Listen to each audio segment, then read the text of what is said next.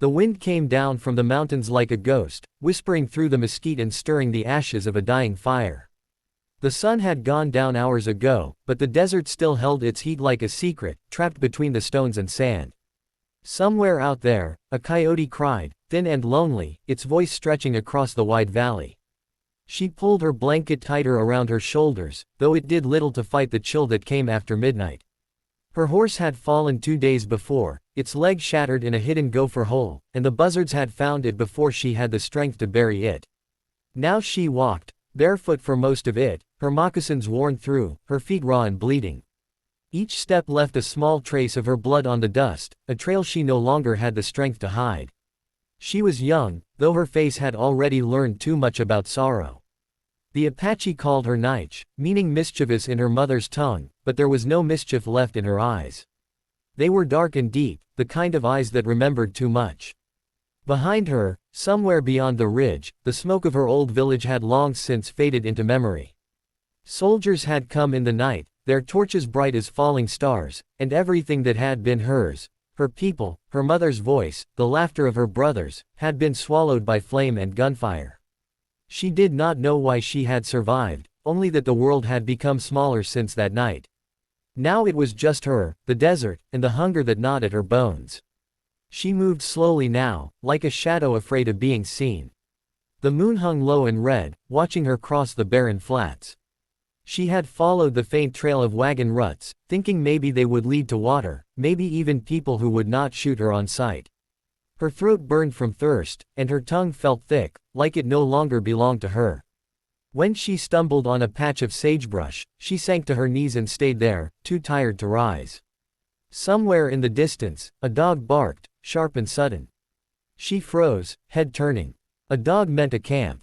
A camp meant fire. And fire meant people. For a long moment, she hesitated. Her people had warned her about the white ranchers, how they came with fences and rifles, how they called the land theirs. She knew what they thought of Apaches. But she also knew she would not survive another night without food or water. Pride could not fill her stomach. Fear could not warm her. She pushed herself up, her limbs trembling, and began to walk toward the sound. The ranch sat in a shallow basin surrounded by cottonwoods. It was not large, just a single house of rough-hewn logs, a barn leaning slightly under its own age, and a corral where 2 horses shifted in the dark. A faint glow came from the window, and the smell of wood smoke hung in the air. She crept closer, every sense alert. A man lived here, she could hear his boots scuffing on the porch boards, the low creak of a chair. Inside, Ethan Crowley sat alone at his table, nursing a cup of coffee gone cold. He had built this place with his own hands 5 years ago, after the war and after he'd buried more friends than he could count. The land had been cheap, too dry for most, but he'd made something out of it, barely. The cattle were thin, the rains late, and the loneliness heavier than the sky.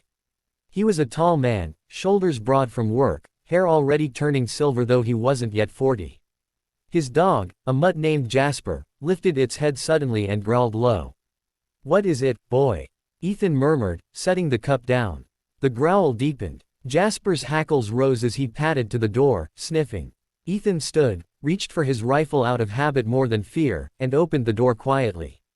The desert air swept in. Cool and dry. He saw her then, a figure standing at the edge of the porch light, thin and trembling, her hands clutching a blanket to her chest. For a moment, he thought she was a ghost. The way she swayed on her feet, the way her hair hung loose and wild, made her seem more spirit than flesh. Then she took a step forward, and the light caught her face. "Please," she said, her voice barely a whisper. "I won't survive alone." The words hung between them, strange in their simplicity. Ethan lowered the rifle, not quite sure what to do. He had seen Indians before, had fought against them, once. But this one was just a girl, half-starved and ready to fall where she stood. His first instinct was caution, his second was pity. The pity won. "Come inside," he said quietly. She hesitated, her eyes flicking to the gun still in his hand. Ethan noticed and set it aside, leaning it against the wall. "You won't find trouble here," he added. "Not tonight." She stepped forward slowly, her bare feet silent on the porch boards. Jasper sniffed her hand once, then seemed to decide she wasn't a threat and wandered back to his place by the hearth. Ethan watched as she crossed the threshold, and something in him shifted, something he hadn't felt in a long time. Responsibility, maybe. Or just the faint stir of decency he thought he'd buried with the past. He gestured toward the chair by the fire. Sit. You look about ready to fall over. She sank into it without a word, her body trembling as though from fever. Ethan ladled some stew from the pot hanging over the flames and set it in front of her. She stared at it, unsure.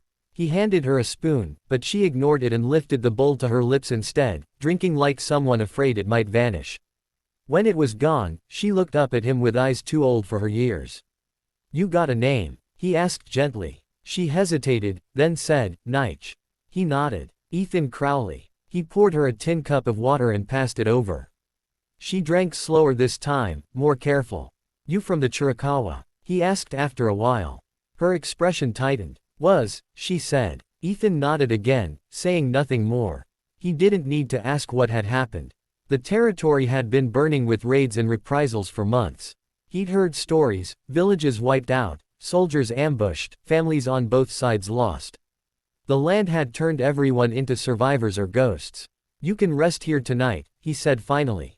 Barn's warm, if you prefer it. She looked toward the door, then back at him. I'll stay by the fire, she murmured.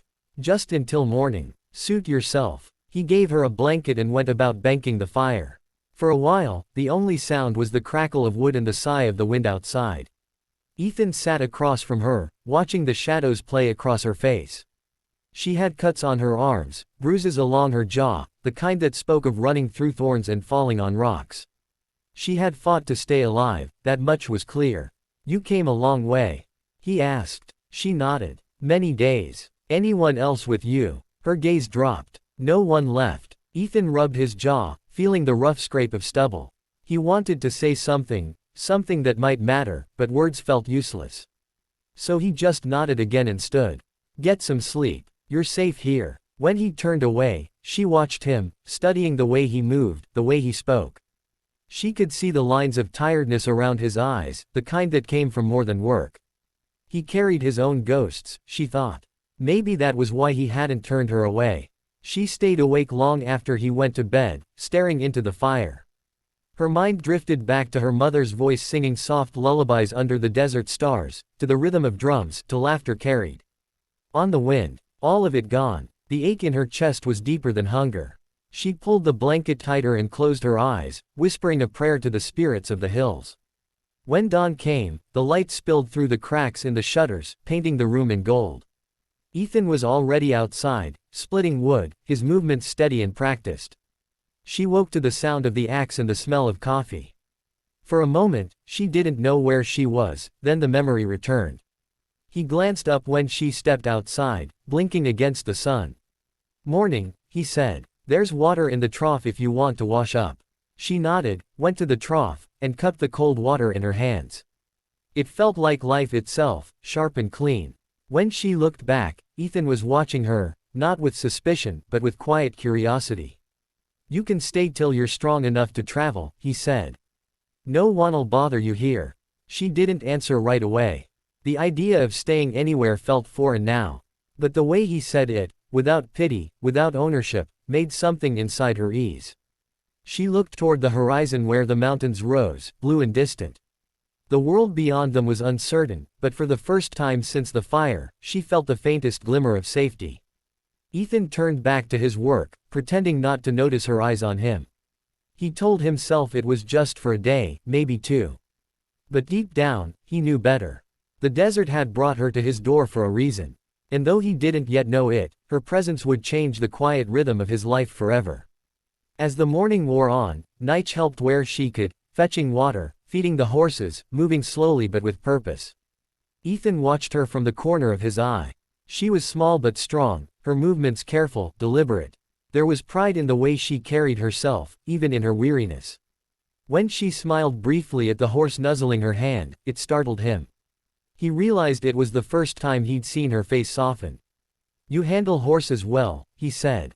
My people knew horses before yours came, she replied, without bitterness, just simple truth. He chuckled quietly. Fair enough. The day stretched long and warm, the kind of day that made even silence feel full. Ethan found himself talking more than usual, about the ranch, the stubborn land, the storms that sometimes rolled in from the mountains. She listened, saying little, but he could tell she was taking everything in. By evening, a small meal simmered in the pot again. As they ate, the light faded and the sky turned the deep purple of approaching night. Neither spoke for a while, content just to exist in the fragile peace between them. Then she looked up, her voice soft but steady. "Why did you help me?" she asked. Ethan thought about that for a long moment. "Seemed like the right thing to do," he said finally. Her eyes searched his, as if testing the weight of his words. "Most men would not." He shrugged. "Maybe most men forgot what it means to be human." She considered that, then nodded slowly. The fire popped, sending a small shower of sparks into the air. Outside, the desert wind whispered against the walls, carrying with it the scent of rain. That night, Ethan lay awake listening to the sound of her breathing by the hearth. Something about it was steadying, a reminder that he wasn't the only soul still fighting to make sense of a broken land. He didn't know what would happen come morning, whether she would stay or go, whether trouble would follow, but for now, the house didn't feel so empty. And as for Nige, she dreamed of a time before the fire, before loss, when the stars still sang above her people's camp.